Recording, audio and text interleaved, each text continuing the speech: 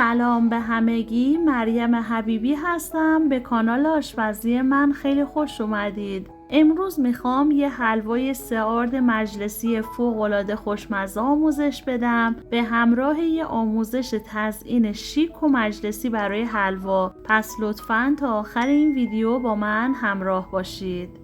اول از همه شربت حلوا رو آماده می کنم. 1.5 لیوان شکر رو به همراه 1.5 لیوان آب داخل قابلمه می ریزم. صبر می کنم تا به جوش بیاد و شکر کاملا حل شه. حالا 3-4 قاشق غذاخوری زعفرون دم کرده غلیظ رو بهش اضافه می کنم و همینطور 1 قاشق چایخوری هل رو و در نهایت نصف لیوان گلاب اضافه می کنم. صبر می کنم دوباره به جوش بیاد. 1-2 غلک زد. حرارت رو خاموش می کنم. قابلمه رو کنار می ذارم تا شربت خنک شه. 1 پیمانه آرد سفید رو الک می کنم و داخل تابه می ریزم. من از آرد قنادی برای این حلوا استفاده می کنم. حالا روی شعله کم و حرارت ملایم مرتب شروع به هم زدن می کنم. حدوداً 20 دقیقه آرد رو تفت میدم تا بوی خامی آرد گرفته شه. وقتی بوی خامی آرد گرفته شد و به این صورت آرد کمی تغییر رنگ داد، 1 پیمانه آرد برنج رو الک می کنم و اضافه می کنم.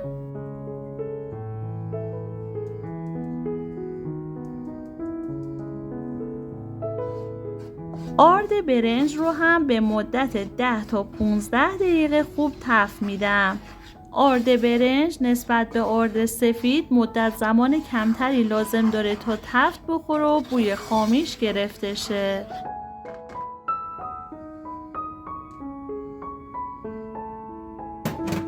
و بالاخره در آخر 1 پیمانه آرد نخودچی اضافه می کنم و اونم الک می کنم. این بار آرد نخود رو به مدت 5 تا 7 دقیقه تفت میدم. حواستون باشه آرد نخودچی خیلی زود میسوزه، پس مرتب هم بزنید.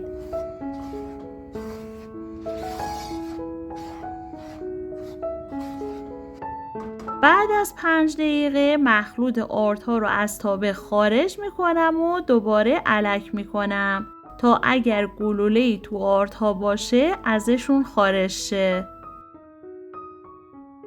میزان رطوبت آردها باعث به وجود اومدن این گلوله ها در حین تفت دادن میشه. بهتره دیگه ازشون استفاده نکنیم. این گلوله هایی رو که داخل الک مونده دیگه تو حلوا نمیریزم و کنارشون میذارم.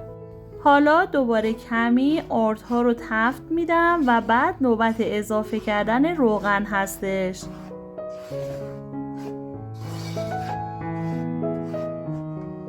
یک پیمانه روغن مایع اضافه می کنم و مرتب هم می زنم. وقتی روغن رو اضافه می کنیم زمانی که با آرد کاملا مخلوط شد باید مخلوط آرد و روغن در حدی باشه که نه شل و نه سفت باشه. این هم به کیفیت آرد بستگی داره. اگر مخلوطتون کمی سفت شد میتونید از کمی روغن دوباره استفاده کنید.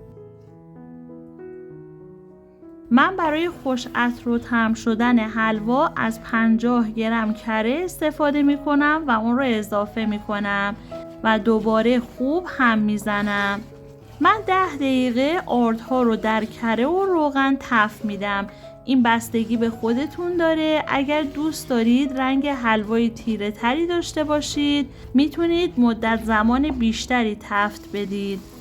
من چون دوست ندارم حلوام خیلی تیره شه همین 10 تا 15 دقیقه تفت دادن کافیه.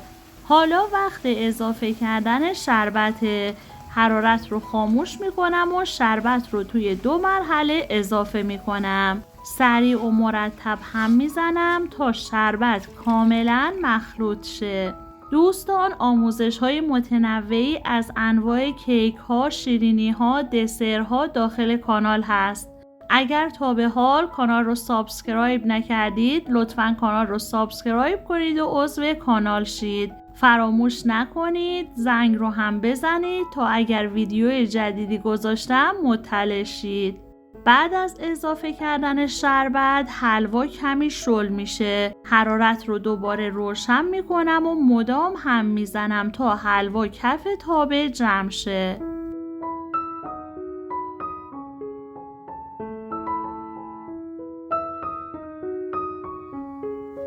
و این گهواره کردن نشون میده که حلوای من آماده است و میتونم از روی حرارت برش دارم.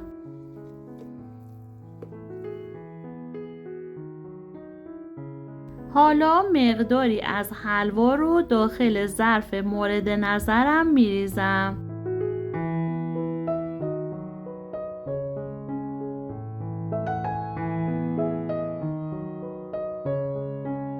با استفاده از پشت قاشق به این صورت سطح روی حلوا و دور تا دورش رو کاملا صاف می کنم.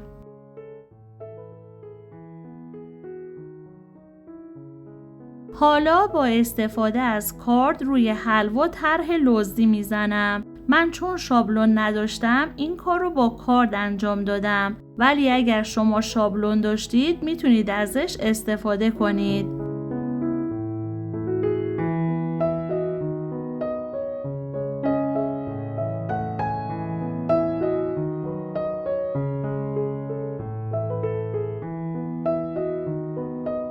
برای درست کردن گل من از کاتر شیرینی‌پزی استفاده می کنم. مقداری از حلوا رو داخل کاتر قرار میدم و به این صورت یک گل با حلوا درست می کنم و روی حلوا قرار میدم.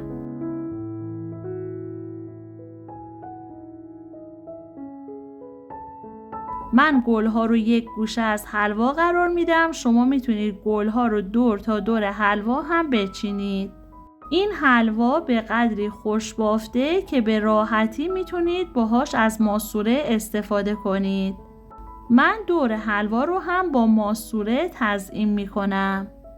و بالاخره برای تزیین بیشتر از این مرواریدهای خوراکی استفاده میکنم و روی گلها قرارشون میدم. امیدوارم که این ویدیو و آموزش رو دوست داشته باشید و برای شما کاربردی باشه. خوشحال میشم ویدیو رو لایک کنید، نظراتتون رو در کامنت ها برام بنویسید و برای دیدن آموزش های بیشتر کانال رو سابسکرایب کنید. خیلی ممنونم که تا انتهای ویدیو همراه من بودید.